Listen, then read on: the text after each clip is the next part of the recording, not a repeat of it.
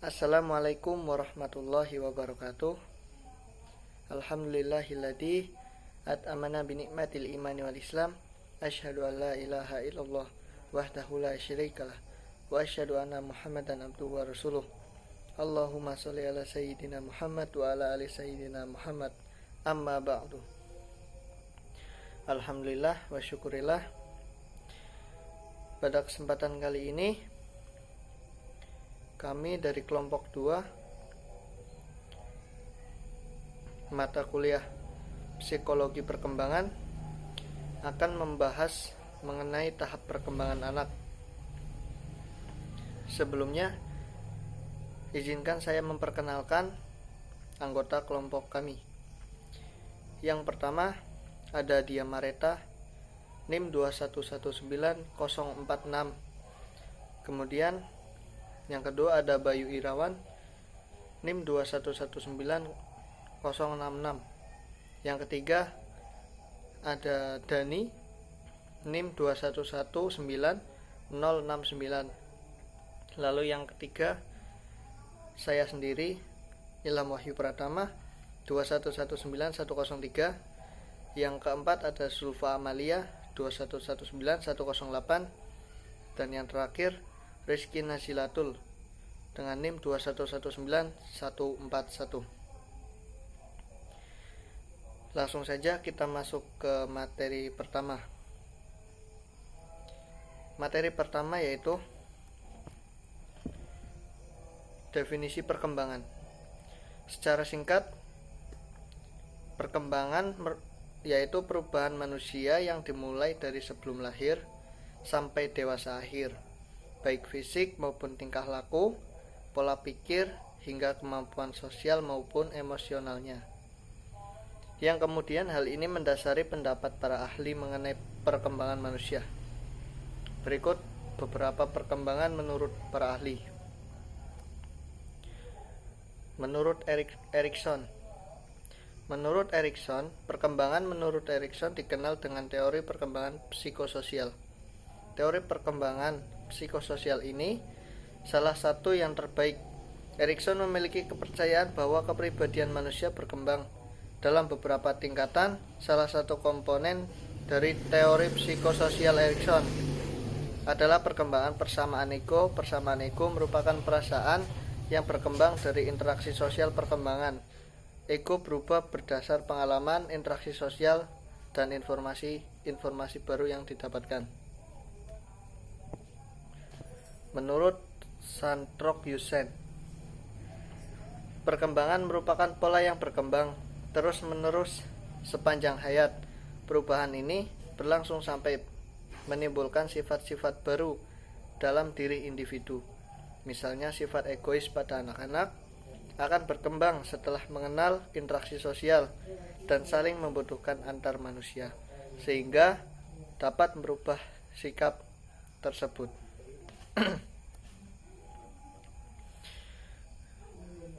Mungkin itu mengenai definisi perkembangan secara singkat dan menurut beberapa ahli. Selanjutnya materi akan dijelaskan oleh rekan saya. Oke, selanjutnya yaitu faktor-faktor yang mempengaruhi perkembangan pada anak. Di sini ada 3 faktor yang paling mempengaruhi tahapan-tahapan perkembangan pada anak. Yang pertama faktor genetik, yang kedua faktor lingkungan, dan faktor nutrisi. Langsung saja, yang pertama faktor genetik. Faktor genetik merupakan modal dasar dan mempunyai peran utama dalam mencapai hasil akhir proses tumbuhnya suatu perkembangan pada anak. Termasuk faktor genetik diantaranya jenis kelamin, faktor bawaan yang sifatnya penyakit atau tertentu, potensi genetik yang baik bila berinteraksi dengan lingkungan yang positif akan membuahkan hasil perkembangan yang optimal. Yang kedua, faktor lingkungan. Lingkungan tempat tinggal si kecil akan mempengaruhi kecepatan dan kualitas tumbuhnya suatu perkembangan anak. Contohnya lingkungan fisik yang mempengaruhi pertumbuhan dan perkembangan anak, cuaca yang ekstrim dan bencana alam dapat berdampak terhadap tumbuhnya kembang anak. Cuaca yang tidak mendukung dapat berakibat pada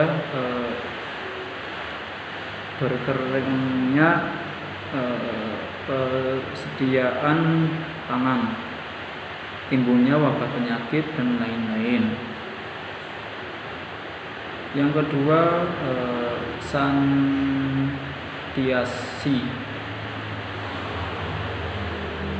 Kemudian faktor yang kedua, faktor lingkungan, sanitasi. Kebersihan lingkungan turut mempengaruhi kualitas kesehatan si kecil atau si anak.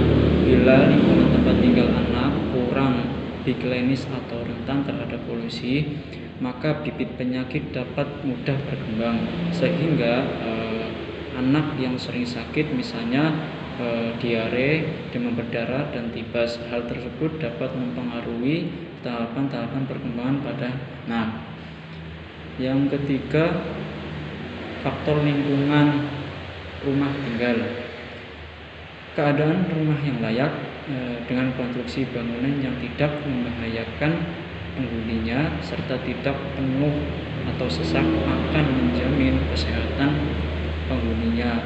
Maka hal tersebut dapat menjamin atau mempengaruhi tahapan-tahapan perkembangan pada anak. Kemudian faktor yang ketiga, faktor nutrisi.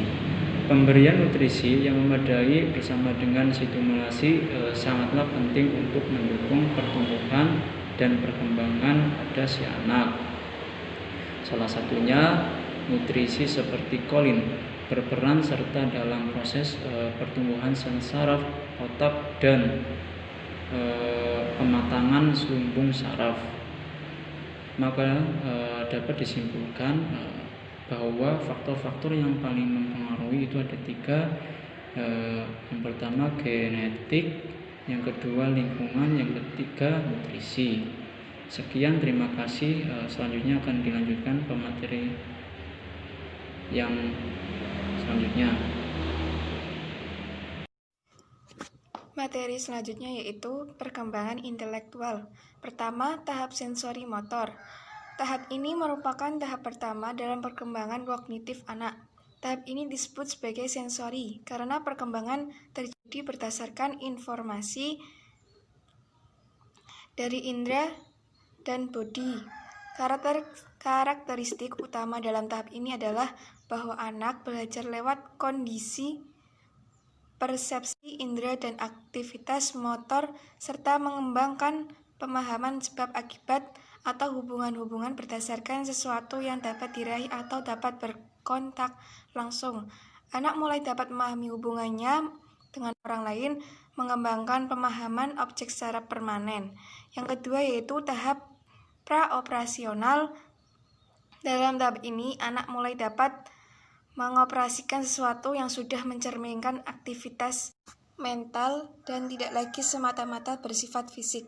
Karakteristik dalam tahap ini: 1. Anak mulai belajar mengaktualisasikan dirinya lewat bahasa, bermain, menggambar. Jalan pikiran anak masih bersifat egosentris, menempatkan dirinya sebagai pusat dunia yang didasarkan persepsi segera dan pengalaman langsung, karena masih kesulitan untuk menempatkan dirinya di antara orang lain. Anak tidak dapat memahami sesuatu dari sudut pandang orang lain. Anak mempergunakan simbol dengan cara elementer yang pada awalnya lewat gerakan-gerakan tertentu dan kemudian lewat bahasa dalam pembicaraan. Pada masa ini, anak mengalami masa asimilasi, di mana anak mengasimilasikan sesuatu yang didengar, dilihat, dan dirasakan dengan cara menerima ide-ide tersebut ke dalam sesuatu bentuk skema di dalam kognisinya. Tahap ketiga yaitu tahap operasional konkret. Pada tahap ini, anak mulai memahami logika secara stabil. Karakteristik anak pada masa ini adalah: yang pertama, anak dapat membuat clear. Yang kedua, anak sudah mampu memecahkan masalah secara logis dengan melibatkan berbagai masalah yang terkait. Selanjutnya akan disampaikan oleh pemateri. Assalamualaikum warahmatullahi wabarakatuh. Perkenalkan, nama saya Bayu Irawan, NIM 2119066. Dan di sini saya akan melanjutkan materi dari pemateri sebelumnya. Materi yang saya sampaikan yaitu perkembangan moral. Perbedaan nyata antara anak-anak dan dewasa adalah bahwa anak-anak memiliki dua moral.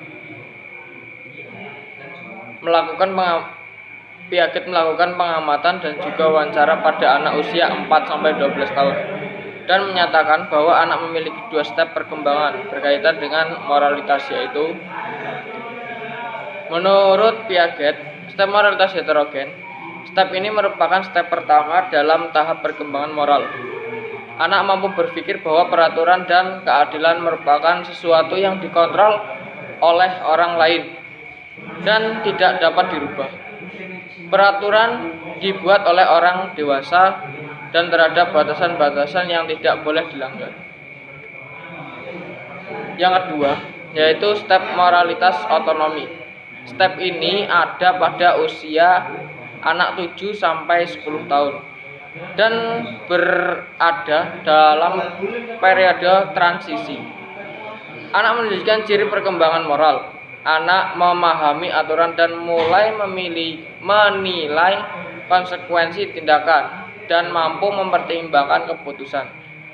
Pada periode ini, karena pemahaman anak terhadap pelanggaran sudah baik, maka anak merasa takut untuk melanggar peraturan.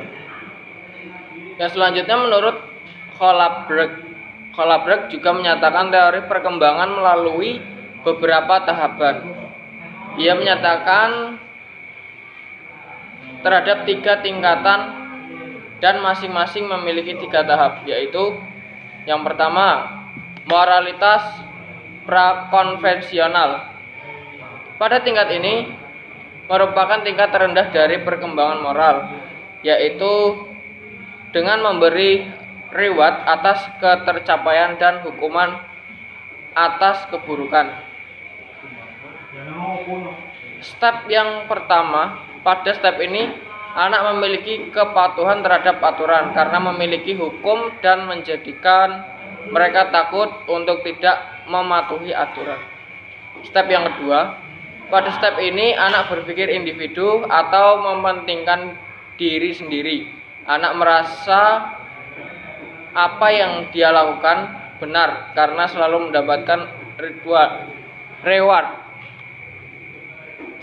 Yang selanjutnya, moralitas konvensional. Pada tingkat konvensional ini terjadi pada anak yang sudah beranjak remaja atau pada orang dewasa. Anak menilai tindakan yang dilakukan dan membandingkan dengan pandangan orang lain di lingkungannya.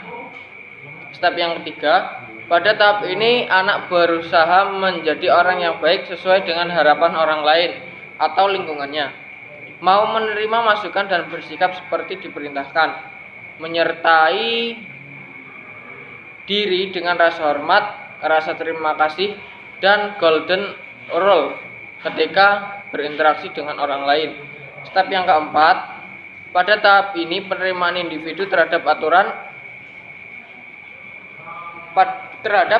orang dan semua yang ada dalam masyarakat, mematuhi hukum, keputusan, dan aturan sosial. Kebutuhan masyarakat mulai dianggap melebihi kebutuhan pribadi. Yang selanjutnya, yang ketiga, moralitas pasca konvensional. Tingkat ketiga ini disebut juga tingkat prinsip seseorang memiliki persepsi yang dianggap dan dilihat sebelum perspektif masyarakat.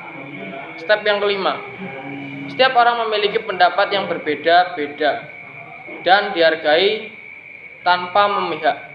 Tidak ada pilihan yang pasti benar atau absolut. Aturan dibuat berdasarkan persetujuan atau kontrak sosial. Perubahan aturan sosial ditujukan untuk kesejahteraan dan memenuhi kebaikan bagi banyak orang. Step yang keenam merupakan prinsip etika universal di mana hukum hanya valid berdasarkan keadilan dan komitmen.